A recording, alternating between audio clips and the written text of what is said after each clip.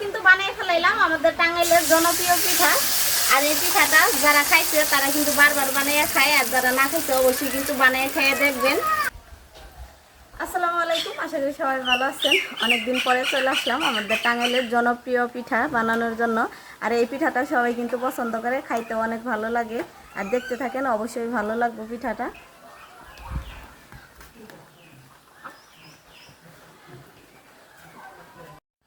পিঠাটা বানানোর জন্য লাগে আমার কলার পাতা, যার কারণে প্রথমে আমি কলার পাতাটা কাইটে আনবো।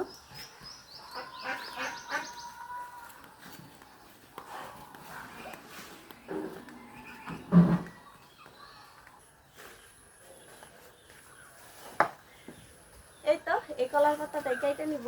আর এখন কিন্তু কলার পাতা খুব একটা বেশি পাওয়া যায় না, ছিঁড়া ছিঁড়া গেছে, কারণ যেহেতু বৃষ্টির দিন, বৃষ্টির দিনে কিন্তু ভালো কলার পাতা পাওয়াই যায় না। এই যে এইটুকুতেই কিন্তু হয়ে যাব।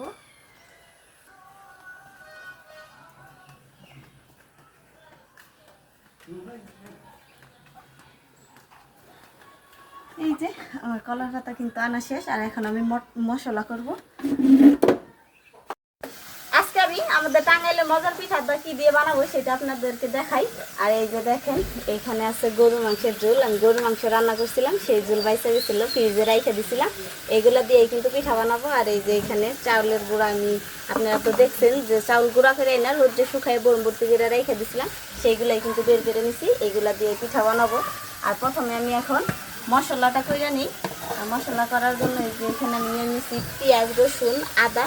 আর এই যে এখানে আছে কাঁচা জিরা, কাঁচামরিচ, এগুলোই বাটবো। বাইটা কিন্তু মশলা বানাই নিব।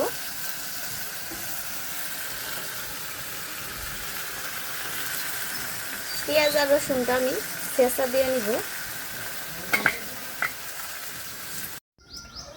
এই তো এখানে তো সব মশলা করে নিচ্ছি। আর এখন কিন্তু পিঠার আটাটা গুলতে হবো, যার কারণে প্রথমে দিয়ে দিই আটা। এগুলো বয়ম ভর্তি করে বেশি হয়েছিল, যার কারণে কাগজে রেখে দিচ্ছিলাম। এইটাই প্রথমে দিয়ে দিই।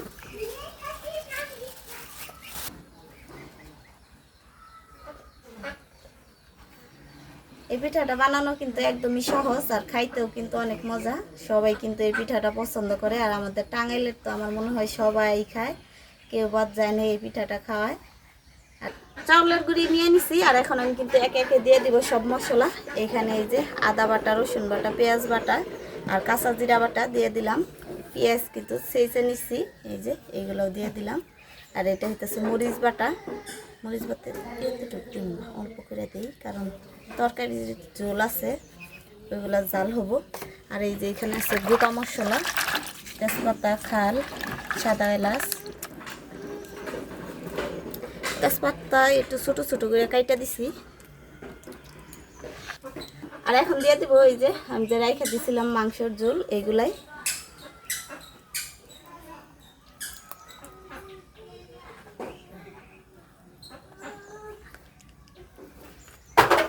আর এই ঝোল দিয়া যদি পিঠাটা বানিয়ে খাওয়া হয় তাহলে কিন্তু অনেক মজা লাগে। আপনারা চাইলে কিন্তু ঝোল ছাড়াও রান্না করতে পারেন, অথবা বুড়ি দিয়াও কিন্তু এটা বানাইতে পারেন। আর এই যে এগুলো সুন্দরভাবে এখন মিশিয়ে নিতেছি।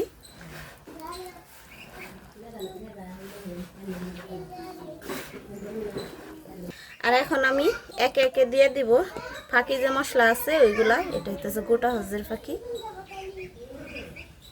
হলুদের ফাঁকি। এটা হইতেছে গরম মশলার ফাঁকি। মরিচের ফাঁকি দিব না, কারণ যেহেতু আমি বাটা মরিচ দিছি, তারপরে হচ্ছে আবার তরকারির ঝোলও দিছি। দিয়ে দিতেছি লবণ, লবণটা অল্প দিব। এখন দিয়ে দিব খাঁটি সরিষার তেল।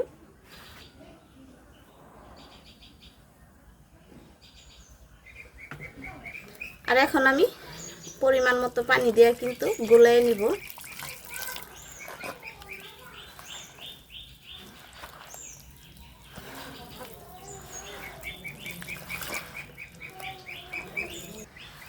এই তো আটাটা কিন্তু গুলা হয়ে গেছে। এখন চুলায় নোয়ারা বসাই দিব। চুলাটা প্রথমে জ্বালিয়ে নিই।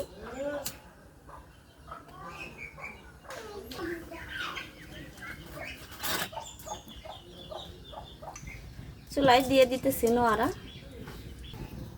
আর এখন দিয়ে দিব তেল।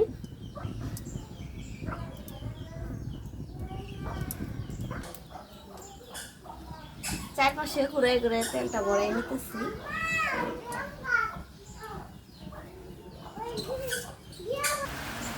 আবারও কিন্তু বানিয়ে ফেলাইলাম আমাদের টাঙ্গাইলের জনপ্রিয় পিঠা। আর এই পিঠাটা যারা খাইছে তারা কিন্তু বারবার বানিয়ে খায়, আর যারা না খাইছে অবশ্যই কিন্তু বানিয়ে খেয়ে দেখবেন। আর আমাদের টাঙ্গাইলের মানুষদের তো কিছু বলতেই হবে না এই পিঠার বিষয়ে। এই যে আমি যে পাতাটা কাইটে আনছিলাম এটার কাজ কিন্তু এখন, আর এখন এই পাতাটা সুন্দর করে কাইটে কিন্তু এই পিঠার উপরে দিয়ে দিতে হবো। আর এখন আমি এই পাতাটা কাইটে নিই। আর দেখেন এদিকে কিন্তু বৃষ্টি নেমে গেছে আমার পিঠা বানাইতে বানাইতে, ঝুমঝুম বৃষ্টি পড়তেছে কিন্তু শব্দ কোনো হয় শোনা যাইতেছে। এই কলা পাতাটা কাইটে কিন্তু সুন্দর করে পরিষ্কার করে নিতে হবো। এই তো পাতাটা কিন্তু সুন্দরভাবে পুইছে নিব যাতে কোনো ময়লা না থাকে। আমি 5 মিনিটের মতো কিন্তু নোয়াতে এরকম ভাবে গুলাটা দিয়া জাল দিয়ে নিছি যাতে নিচে সুন্দরভাবে হয়ে যায়। আর এখন আমি দিয়ে দিব কিন্তু এই যে পাতাগুলা উপরে, এই যে এখানে কিন্তু এইভাবে ঢাইকা দিব। এইভাবে ঢাইকা দিয়ে কিন্তু উপরে আবার ছাই উঠাই দেবো, আগুনওয়ালা ছাই, এগুলো উঠাই দিতে হবো। তারপরে কিন্তু পিঠাটা হবো।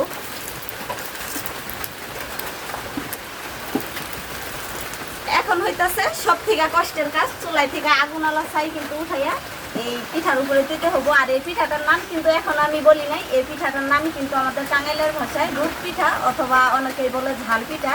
এক এক অঞ্চলে কিন্তু এক এক নামে পরিচিত, আমরা কিন্তু রুট পিঠাই বলি। আর এখন এই তো ছাইগুলা দিয়ে দিব উঠাইয়া কলা পাতার উপরে।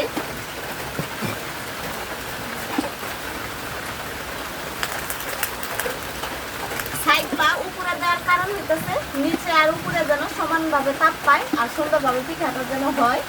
এদিকে কিন্তু বৃষ্টি মনে হয় আরো বেশি করে নামতেছে দেখেন। আর এই ছাইয়ের উপরে আমি কিছু শুকনা ঘষি দিয়ে দিব, কারণ যাতে আগুনটা অনেকক্ষণ পর্যন্ত থাকে আর পিঠাটা যেন অনেক মুচমুচা হয়। আর এখন আমি এইভাবে কিন্তু পিঠাটা অনেকক্ষণ রেখে দেবো যতক্ষণ পর্যন্ত না সুন্দর একটা সেন্ট বের হবো। আর যখনই সুন্দর একটা সেন্ট বের হবো পিঠাটা হয়ে যাবো তখনই কিন্তু বের করে আপনাদেরকে দেখাবো। চলে আসলাম 2 ঘন্টা পরে, এদিকে কিন্তু সন্ধ্যা হয়ে গেছে। আর এখন পিঠাটা দেখবো যে কিরকম হয়েছে। এখনো কিন্তু আগুন জ্বলতেই আছে। আর এখন এগুলা উপর থেকে সরাবো আগে, তারপরে পিঠাটা বের করবো। হ্যাঁ কেমন হয়েছে পিঠাটা আমরা দেখবো। উপর থেকে এখন এই তো পাতাটা সরাই নিই।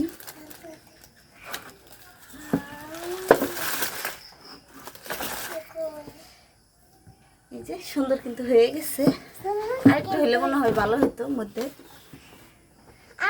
যাই হোক এখন আগে নামাই।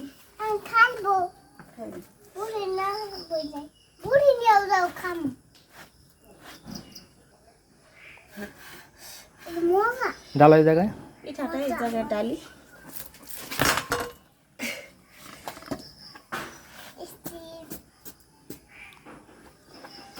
পিঠাটা কিন্তু সুন্দরভাবে হয়ে গেছে। আর এখন কিন্তু একটু ঠান্ডা হইলে কাটলে ভালো হবো, কারণ এই গরম গরম পিঠাটা কিন্তু আমি কাটতে পারবো না, অনেক